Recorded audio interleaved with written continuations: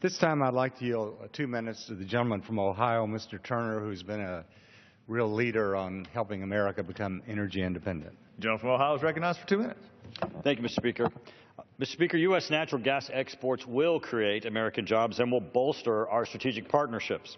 I serve as president of the NATO Parliamentary Assembly, and many foreign leaders and officials have expressed to me their need for energy diversification. As you know, Russia, the largest supplier of natural gas to Europe, has repeatedly used natural gas pricing to draw governments closer to its orbit and punish Western-leaning governments with higher prices.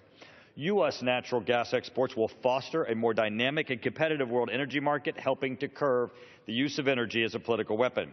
And regardless of where natural gas from the United States is shipped, increasing supply in the global market will help international customers with greater choice and leverage to negotiate prices. In fact, the Obama administration has made this exact same argument.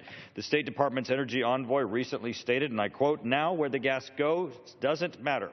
The fact that we have approved exports of natural gas has already had an impact on Europe, and where the molecule actually ends up going also doesn't matter." Now, I understand there have been questions about whether or not European countries, such as Ukraine, are prepared to receive U.S. natural gas. Many of our European allies are implementing infrastructure projects to diversify their natural gas resources. For example, Poland and Lithuania are opening LNG import terminals to reduce their dependence on gas. And just last week, Poland and Ukraine announced an agreement to construct a pipeline that will allow Ukraine to access natural gas from 2 LNG import terminals, potentially from the United States. England and Spain already have contracts in place to receive U.S. natural gas.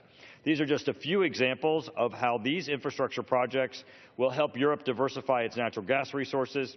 Mr. Speaker, last year, President Obama, in a joint statement with European leaders, welcomed U.S. natural gas exports to help our European allies and our strategic partners. While I'm encouraged by the President's statements, these words must be followed by action. The President must work with Congress to enact H.R. 351, and I urge all of my colleagues to support it. Thank you, Mr. Speaker.